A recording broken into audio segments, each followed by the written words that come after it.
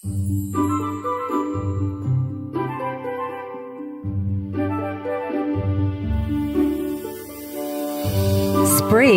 is the best season of the year for many people. Warm, sunny days, the earth springing forth with new life. Flowers, budding trees, baby animals, all seem to joyfully announce that the long, cold winter is over. No other springtime custom encapsulates these celebrations of new life quite like Easter. From baby animals to Easter eggs and Easter egg hunts, to sunrise Sunday services and more, Easter is a beloved tradition to many people. Easter Sunday is the highlight of the Roman Catholic liturgical year, when the resurrection of Jesus Christ is celebrated. According to their catechism, Easter is not simply one feast among others, but the feast of feasts, the solemnity of solemnities, just as the Eucharist is the sacrament of sacraments, the great sacrament. Saint Athanasius calls Easter the Great Sunday, and the Eastern churches call Holy Week the Great Week, the mystery of the resurrection in which Christ crushed death.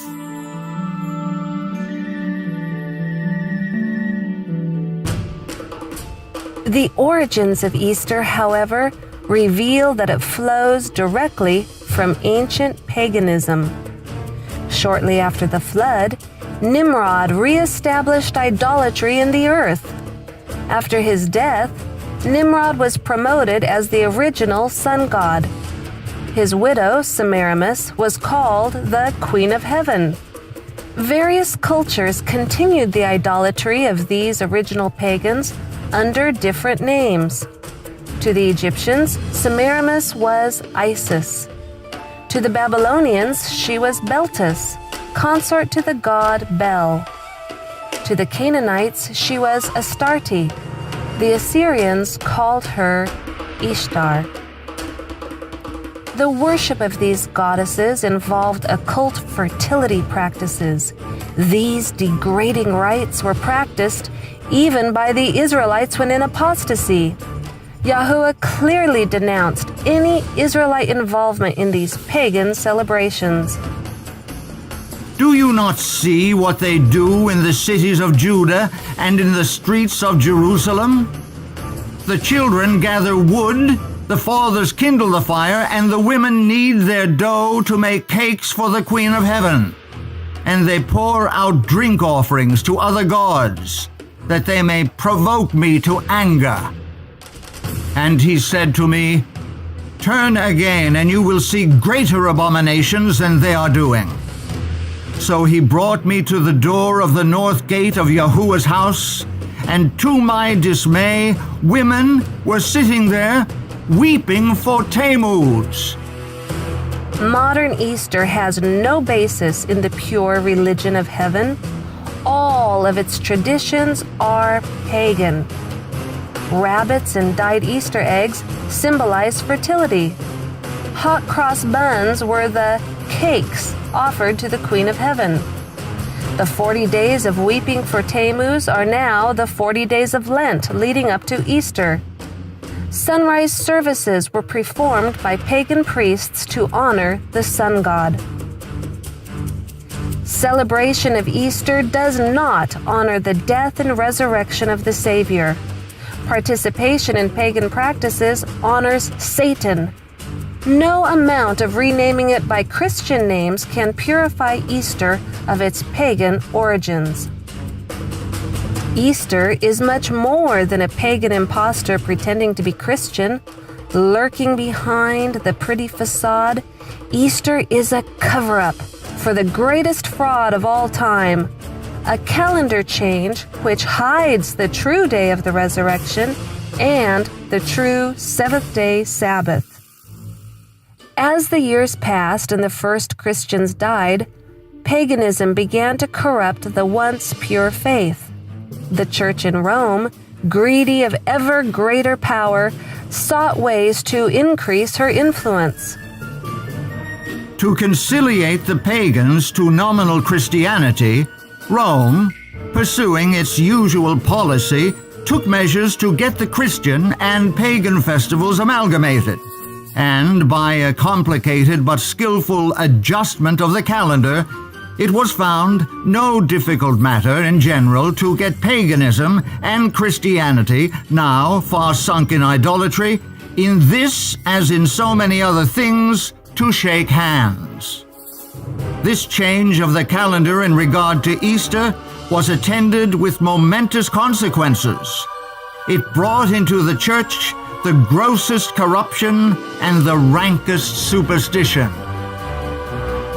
This change of calendar also changed the day of worship. This is admitted by Roman Catholics, who point to it as the sign of their authority. Sunday is purely a creation of the Catholic Church. They, the Protestants, deem it their duty to keep the Sunday holy. Why? Because the Catholic Church tells them to do so. They have no other reason. The author of the Sunday law is the Catholic Church.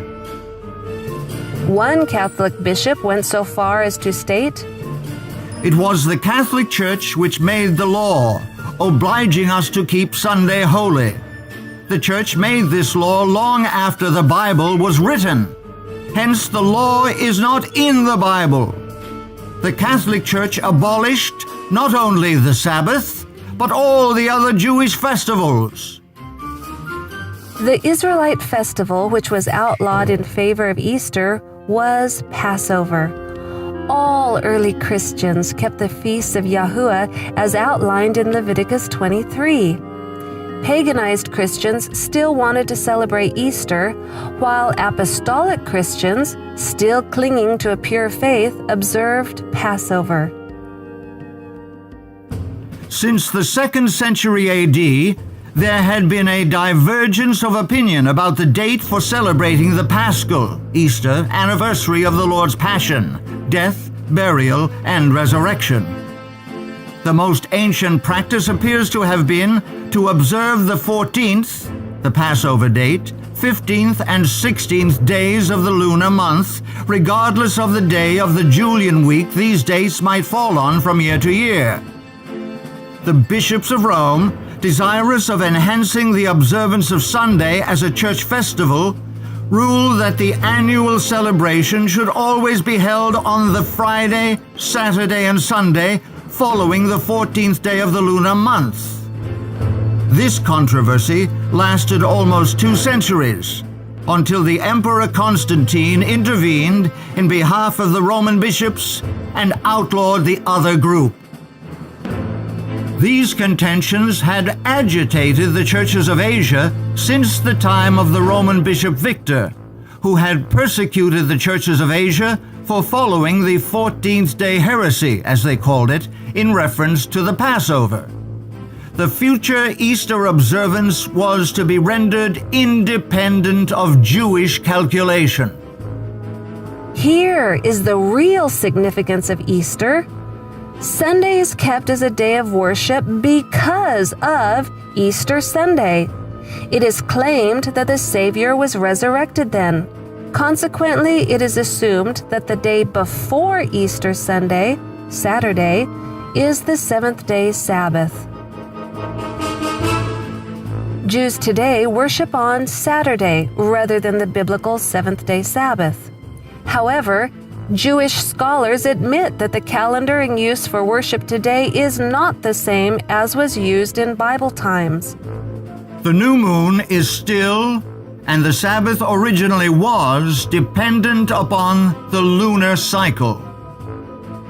The Jews point to the extreme persecution following the Council of Nicaea's decision to set aside Jewish time calculation as the reason for why they no longer use the biblical calendar. Declaring the new month can only be done by the Sanhedrin. In the time of Hillel II, 4th century CE, the Romans prohibited this practice.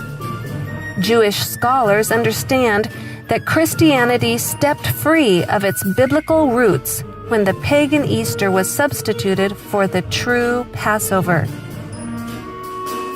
At the Council of Nicaea, the last thread was snapped which connected Christianity to its parent stock. The festival of Easter had up till now been celebrated for the most part at the same time as the Jewish Passover, and indeed upon the days calculated and fixed by the Sanhedrin in Judea for its celebration. But in future its observance was to be rendered altogether independent of the Jewish calendar.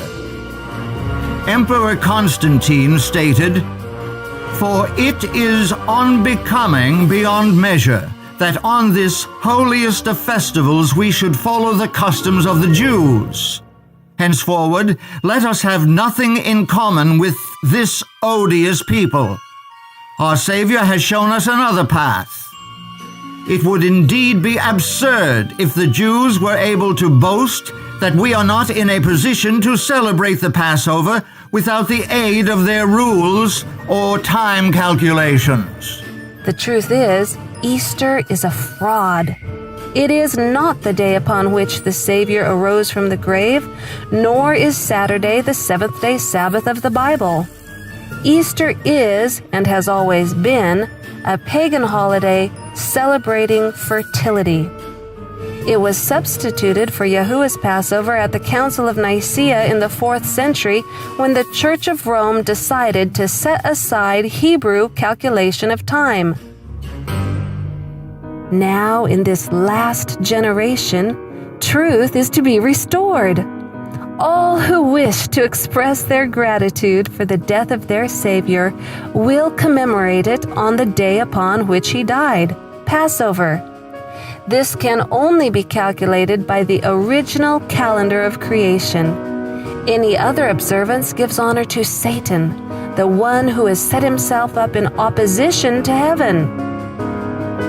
Today, you can choose which day represents your beliefs, Passover or Easter. You can choose to which power you wish to give honor and worship, the Savior or his enemy, Satan. You can choose on which day, calculated by which calendar, you offer that worship. The choice is yours.